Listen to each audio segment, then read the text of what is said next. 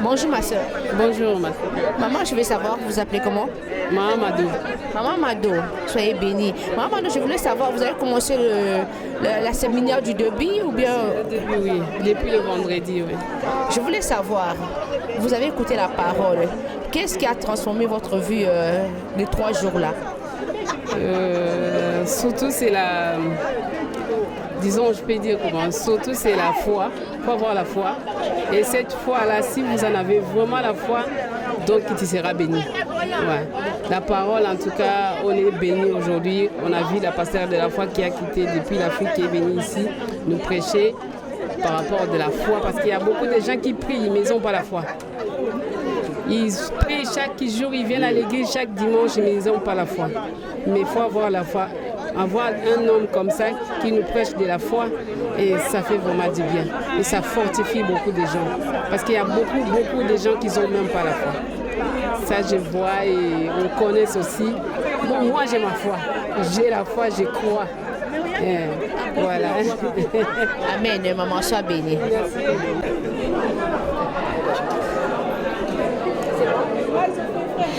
Bonjour mon frère. Bonjour. Vous appelez comment? David. Frère David, waouh. L'homme selon le cœur de Dieu. Voilà. Frère David, je voulais savoir, vous avez commencé du début le séminaire ou bien à la fin? Non, je suis juste venu aujourd'hui. Comme la Bible dit, bon, mais la fin d'une chose que son commencement. Et je voulais savoir, qu'est-ce que vous avez reçu de bon à travers cette parole qui est sortie ce matin? Ça a encouragé ma foi par rapport aux défis personnels, la famille. Et oui, ça m'a encouragé à m'accrocher à Dieu, à plus prier. Et j'ai beaucoup aimé la révélation de la naissance du Christ dans les tables, comme l'agneau. J'avais jamais entendu ça et j'ai senti l'Esprit Saint me traverser quand il a parlé de ça. Et je trouvais que c'était tellement puissant par rapport à l'agneau de Dieu, qui, dès sa naissance, c'était un sacrifice. Ça m'a beaucoup touché. Voilà. Et je voulais savoir, votre environnement, vous prêchez aussi Christ parmi nos peuples suisses, ici vous parlez de Jésus-Christ de Nazareth. Oui, alors moi je suis dans la louange, je suis pianiste, donc je conduis la louange, ça m'arrive de parler un petit peu. Et sinon à mon travail, oui, je témoigne, oui, comme on peut. Hein. Vous avez visité Dieu quand? Jésus-Christ, vous l'avez reçu quand? Jésus-Christ de Nazareth, comme Seigneur et Sauveur. Je l'ai reçu, en fait je m'étais converti quand j'étais jeune, mais après j'ai un petit peu vécu ma vie comme je voulais. Et ensuite il m'a rattrapé au travers de la musique. Et voilà, donc ça fait peut-être bien 20 ans comme ça. Ouais. Je peux vous poser une question. Si Jésus revient bientôt, vous serez où? Ah ben je serai au ciel avec lui. Hein. On l'attend. Merci l'homme selon le cœur de Dieu. Merci à vous. Bon dimanche à vous et bon appétit. Mbote mama. Mbote. Mama comment on a? Nga komo na mama Elisa. Mama Elisa ozala na Genève to uti Canton. Nauti na France. Ah, ozala na France. Namoni aussi mi t-shirt na biso ya à cause de la foi. Et pour na yo ele moni ngolo bela biso pour na elamba osimbi ya motuya. Oye elamba ya motuya soko za na kati na kondima. Nzambe asala ba miracle na kati na bomoi na ngai à cause de la foi. Yango na bina nzala makambo mingi koloba te. Soko za na kati na kondima. Maladi nyonso kozala na kati ya nzoto na yo nzambe akosala. Na kombo na Yesu Masiya. Mama comment on a? Ngai Anna, mama Anna Miliana. Mama Anne comme moi so na kati na Biblia mama Samuel. Mama Samuel na kati na Biblia. Moi so asengaki Nzambe Samuel. Mama Anne. Ngai mama Anna. Mama Anna na moni na pamboli Nzambe. Mama Anna nengina yeba nini Nzambe asali ya munene na mukolo lelo. Nzambe asalela makambo ebele ya minene mama nakoki kotanga ngote. Parce que nalaki komona te. Naye komona. Nakotambola te likolo yonso enikani na yonso mibale. Kasi naza kotambola. Asalelanga makambo ebele oyo nakoka kotanga te. Nakumisaka ye ntango yonso. Soki naza na bomoyo mpona mawa na ye soki boye te. nayaki na ka de mau nonga ngola tia wa poto na ka de mau nayelaki mama ngai moko na pamboli nzambe dimanche malamu mbote mama ma sœur mama wana ngi nayeba komona onani komona mama Hélène nayali moko na bana nzambe na église missionnaire Christ Roi. Amen. Na pamboli nzambe toza corps de Christ biso nyonso. Maman Marie-Hélène ndenge nayeba obandaki mama Hélène elunimbisa obandaki na biso banda ebande. Oui, na bana bino bane bandeli et puis na landa pasteur de la foi radio parole vie Parole vie à papa héritier Bisiamu. tongo Parole vie. na landa kango na landa ole nyonso so na libre na landaka na benga be pasteur de la foi la ebisa na landa bino na landa pasteur na landa ko makasi même le na groupe samaritain na wana ba mo mbala kwa mosani na nzambe te na rolo ajuaka nzambe sa mambola te lelo to monia personne comme pe mosani na nzambe na landa théâtre ni mingi wana sa na mama bijou la reine donc maintenant on frappe un radio quoi mosani na nzambe te un jour donc voilà quoi. Alors to pambolami na banangi na bino bane bandeli na supe la beauté la soka partout to bane landé to ba femme de la femme même to une église missionnaire Christ Roi mais toza na kati ya femme ya kondima À cause de la foi. Oui, à cause de la foi. Oyaki pendant 3 jours. Nini aurait tenu à motuya onzamba salelio à travers mon umbunae pasteur de la foi. Il y a moto na tenir prédication na ye. En tout cas, matin banote na foi na nga o na nango ezokende juste na pambola mi na ndima penso na foi okomona nkembo na yawe ngamona ali témoin. Ngamona ali témoin mamele. Azua motuya kati na pasteur na biso papa Jean-Paul Mayata. Hélène na sepeli mingi nzambe ya pambola yo et continue toujours na kondima wana ote ya pe bandeko bavandi biso toza na poto toloba na bango keno nzambe aza na bomoi parce que il faut to vivre na kati na kondima et to vivre ba bénédiction surtout ya nzambe ya pambola yo mama. Bon dimanche. Bonjour papa. Bonjour maman. Papa nangi na yeba papa komo na inani? Papa komo na ye monsieur Kabuya. Papa Kabuya na pamboli nzambe. Papa Kabuya ndenge na yeba outi na cantoni. Ngai na outi na Lyon, na France. Na France, nzamba za lokum. Papa Kabuya, olandi biso ti awa. Mais na France to na CFC. Précisément pesa ngai vraiment na France oza contenir nini? Bon, pona koloba, moi sinanga nde mutasambela na église na bino. Ngai amemi ngai. Bon, na oyo na moni que nzamba sali bikamo na kati na ngai. Alors na banzi na tondi nzambe mingi parce que comme qui lobby samedi tozaki de l'autre côté comme pasteur de la foi à Teyaki après chaque lilobanaye na oya lelo franchement il faut qu'on comprendre mozindo ya parole tozongo te façon mutu alobeli il faut que zongo na kati nango il faut que ezala eloko moko spirituel donc quand to koti na kati ya spiritualité cela veut dire que okolamusa mbuma moko ya malamu oyo kosala elengi na kati ya libota ya bana ya de la foi que na kati ya libota na bao baza na kati ya de la foi te que ebota mbuma moko ya malamu ya kitoko kwa kolo akumama parce que mukolo akoya akuta biso nyonso tozala na kati na bonzambe ne pe na bosolo. Papa na yoki olobi likamwa kitoko mama mutamemi yo siko lokola mama memi yo ndenge na ba référence de siko ekomi wapi?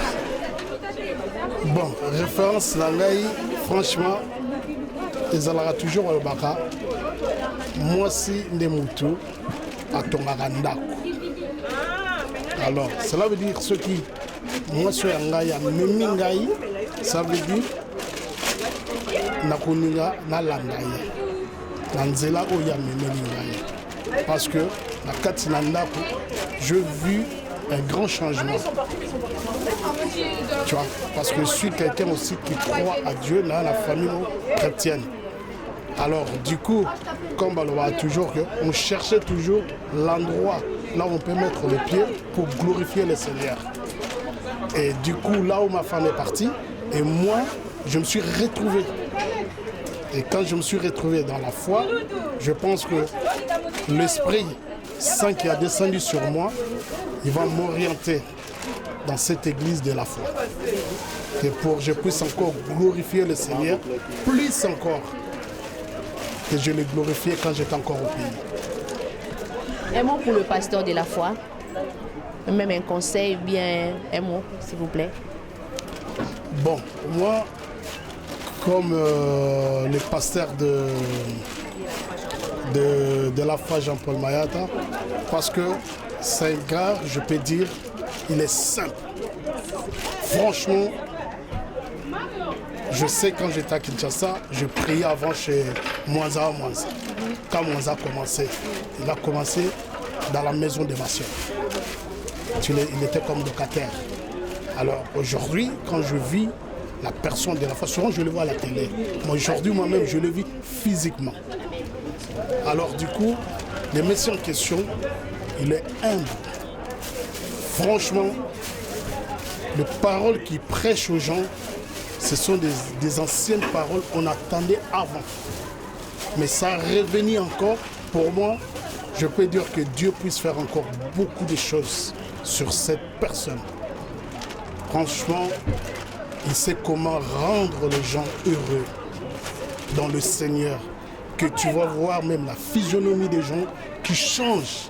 Même si tu étais triste, tu rentres et tu rentres avec l'éclat. Et tu sens que là, il y a l'Esprit Saint qui est là. Un mot pour les enfants de notre Père. Bon, les enfants de votre Père, alors du coup, ça me fait aussi la joie parce que vous êtes unis ensemble, ces enfants.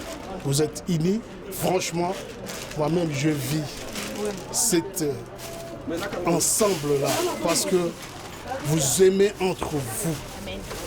Franchement, j'aimerais que vous continuiez avec cet amour. Parce que là, ça va faire grandir encore cette église de la foi. C'est ça que je peux dire pour les enfants de Jean-Paul Mayata. Merci beaucoup, papa. Un très bon dimanche à vous. Soyez bénis. Merci à vous. Maman Hélène, nazongelo lisusu namona ki ba CLSB oyo na ngina ba musala nango petit na nango eza ya nini s'il vous plaît. Bakle SBO ezali ya basali na nzambe na kati église biso CFC na Congo. Mama Esther Yembe aza moyembi monene na kati église na biso oyo azosala memaka bato na adoration na louange et puis bango na frère Blaise. Siko ba CLSB bango ezosala mandenge nini toteka ngo ndenge nini po toyeba tokommunike mpe bandeko oyo baza ba encourager Mama Esther Yembe na papa na biso Blaise na loyembo na bango ekozala malamu mungi eleka ndenge nini. Bakle ezali soki moto abluki nga abengi il s'agit de tindele la routine de l'eau baza sur place bazo soma pe sur place parce que ça bakle eyaka na nzela ya agence ya papa la biso papa Fiston Basende na agence FPT international de bisika biloko yela na nzela wana. Pour un mot pour maman Esther Yembe na papa Blaise pour un conseil nous pour pesa bango balobi nzambalobi siège au milieu de louanges et les adorations et là on a sa maman Yembe na papa na biso Blaise. Conseil na koyi kopesa bango baumelaka na se ya makolo na nzambe po te nzambe wana apesaka bango toujours bainspiration parce que na kati ya banzembo na bango bato bazobika bato bazokangolama so totali même nzembo ya mama Esther Yembe ya mwana soso eza nzembo nazaka ya des fois soki navandi nazobondela naza koadore ememanga vraiment na dimension alors que nzambe wana akontinue koinspire bango nzambe wana atondisa bango lisusu na grandeur na ye et mpe bawumela na se ya makolo ya papa Jean-Paul Mayata oyo azali l'ange de l'église CFC, Centre évangélique de la foi en Christ. Zambé à Pambolo, maman Hélène, soyez bénie. Papa Vincent. Bonjour maman Esther. Bonjour maman Guigui. Bonjour maman Esther. Ça va bien maman? Très bien, par la grâce de Dieu. Na Pamboli non Zambé comme on a bino. Papa Vincent, na mon yo lisusu. Dans mon yo na simalom des chiffres, ni noko pesaye comme conseil. En tout cas, vraiment, n'engara azote abiso toujours, tous à kana kondima, la foi toujours. Tout comme kana nzambe oyo aza nzambe wa chiffre. Vraiment yinde mon pesi na tout. Tous à toujours na désespoir te na tout. Quel que soit ba fléau, quel que soit ba montagne, tous à toujours na kondima. Et nzamba salaka, pe azo sala pe ezomoni. Ya omoni partout azo leka to zolanda kaye. Voilà. Papa Vincent, na moni CFC à France et Fongwami. Okokolo bali mpona CFC à France. CFC à France. Omoni papa initiation tanga bandaki yango ngape nazalaki. Nazalaki na ndako ya papa Emma. Tant abandaki kosala déclaration tozalaki ensemble. Donc ngana pamoli nzambe. Puisque nzambe oyo akokisaka oyo ye apesi mpona visionnaire, les grands visionnaires. Nzambe ya papa Mayata akokisami. Donc le kumu ezonga na nzambe puisque ekokisami. Donc nasepeli makasi. Lelo oye oyoki lisusu. Nini ya motuya oye bakisami na vie na yo? Na vie nanga vraiment toujours la préférence et puis toujours la croyance et puis surtout les sous force ya makasi. Personne vraiment une dimension ya makasi. Les porteurs ya riche donc au moins communiquer avec foi. En tout cas na juste ba part na biso na maman. Le but soleil na papa trop abaki benga maman Guigui.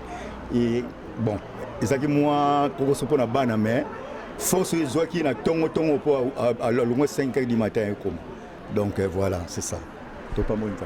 Na kumisi nzambe na sepeli makasi siko biso bana Suisse faut CFCP fongama conseil ne kopesa bana ya Suisse nyonso oyo baza bana notre père bana de la foi TV eloko ni okopesa biso comme conseil ni toko sala po to fond CFCP fongama a pona biso.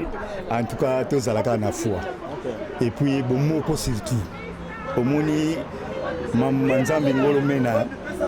Donc, tant que nous avons une force et puis na foi surtout.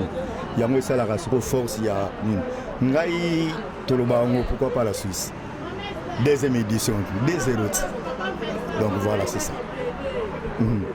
Zamba pa molayo, ba dimanche malamu pe Jésus-Christ de Nazareth azonga na bino. Mélisée, bonio. Malamu. Maman Zamba pa molayo na muno za soldat de l'Éternel. Zambé wana apambola yo. Et tant que soldat de l'Éternel, ni no kokoloba papa na biso Jean-Paul Mayata PCFC mobile. En tout cas, eloko na oloba ya mutuya ezali ete en tout cas bandeko na ngai ya basi na mibali oyo tobungisaki kondima na biso oyo kondima pe kitaki ete dans 3 jours au vraiment d'après nga na zui oyo anga part na nga oyo kitaki na yo tozwa ngo dans 3 jours et boti susu ya makasi deke nini soko oloba na service union surtout esalaki équipe na biso ya ba cameraman. En tout cas équipe esali musa moko kitoko en tout cas vous avez vraiment en ordre kobanda vendredi na monaki yango na 12h30 vous avez vraiment bon continuer nde wana Zamba pambola yo et peut continuer kosala musala nzambe na fidélité nyonso.